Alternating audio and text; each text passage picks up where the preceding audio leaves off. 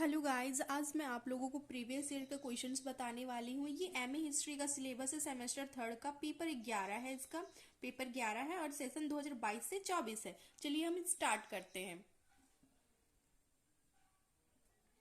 Full marks जो हमारा होता है वो 70 नंबर का होता है इसमें, ठीक है।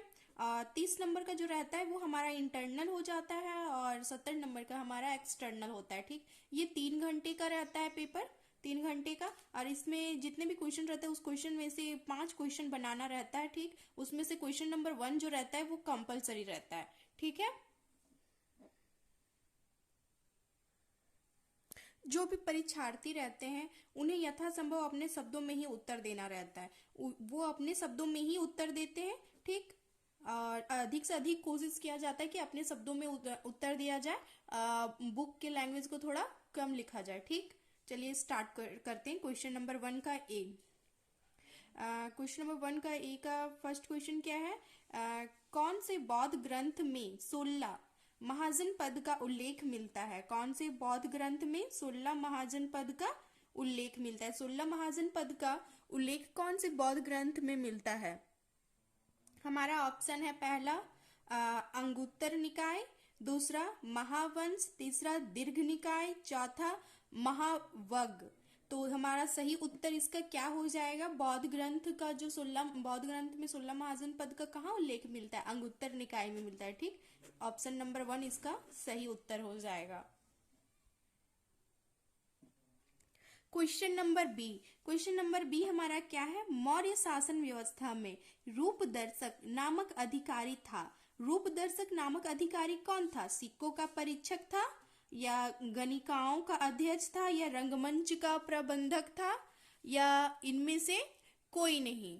तो ये जो रूपदर्शक था ये किस अधिकारी का नाम था? मतलब ये क्या करता था रूपदर्शक? तो ये क्या करता था? ऑप्शन नंबर 1 इसका सही उत्तर हो जाएगा। ये सिक्कों का परीक्षक था, ठीक। Question number C. Question number C हमारा क्या है? पाल वंश का संस्थापक कौन था? पाल वंश का संस्थापक कौन था? ऑप्शन वन जो हमारे पास है वो Dharmapal, option B Gopal, option C Devpal, option D जो है चौथा रामपाल। तो इसका सही उत्तर हो जाएगा option 2 Gopal. Question number D. Question number D हमारे पास क्या है? गुप्त शासक चंद्रगुप्त द्वितीय की द्वितीय राजधानी थी। Option 1 Ujjain, option 2 Malwa, option C Saurashtra, option D Mehrauli. तो इसका सही उत्तर जो होगा वो हमारा हो जाएगा ऑप्शन ए उज्जैन, ठीक। ऑप्शन ए जो है हमारा उज्जैन वो इसका सही उत्तर होगा। चलिए नेक्स्ट क्वेश्चन देखते हैं।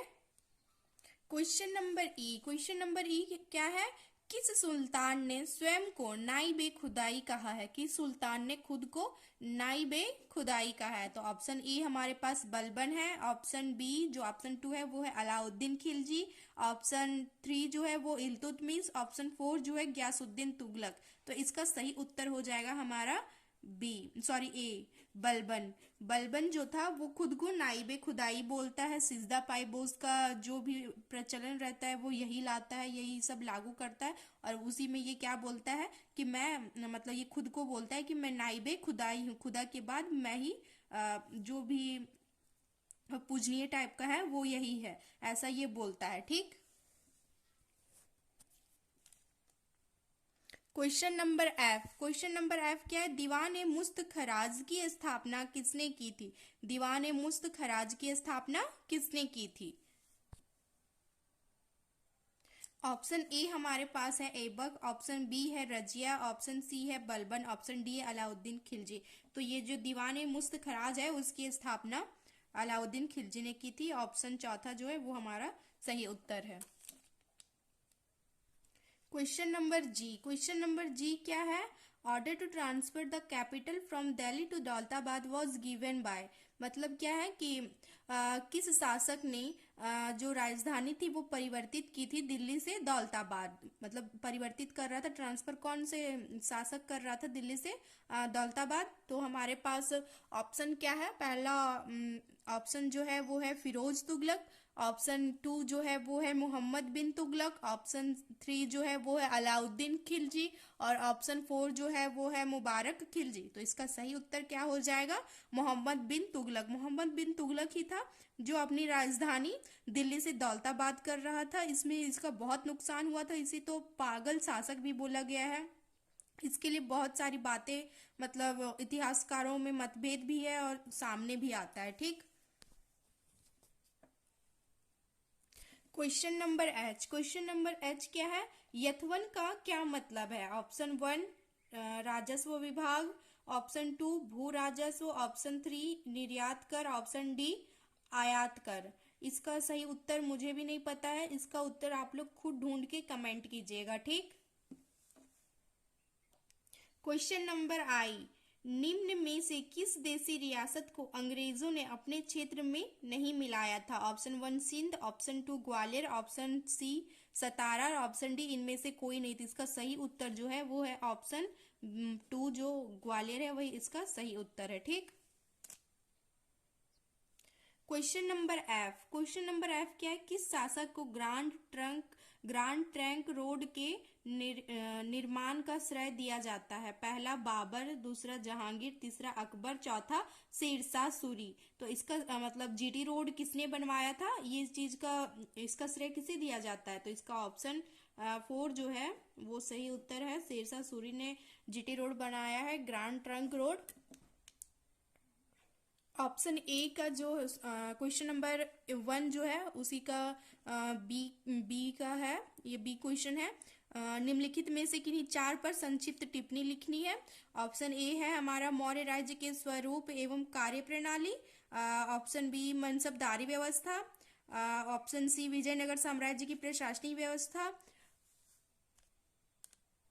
ऑप्शन डी हमारे पास है दिल्ली सल्तनत की कार्य प्रणाली, ऑप्शन ई है पुष्यभूति की प्रशासनिक व्यवस्था।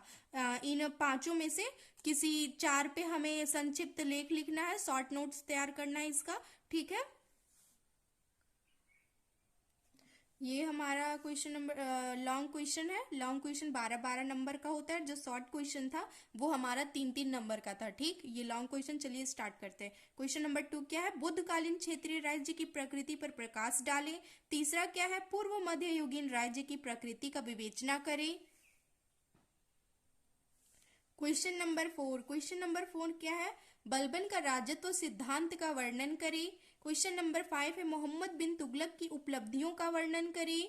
क्वेश्चन नंबर 6 विजयनगर राज्य की प्रकृति पर संक्षिप्त निबंध लिखें। क्वेश्चन नंबर 7 मनसबदारी व्यवस्था की मुख्य विशेषताओं का वर्णन करें। क्वेश्चन नंबर 8 ब्रिटिश सर्वोच्चता पर निबंध लिखें। क्वेश्चन नंबर 9 हमारा है अंग्रेजों के अधीन औपनिवेशिक राज्य के स्वरूप का संक्षिप्त वर्णन करें।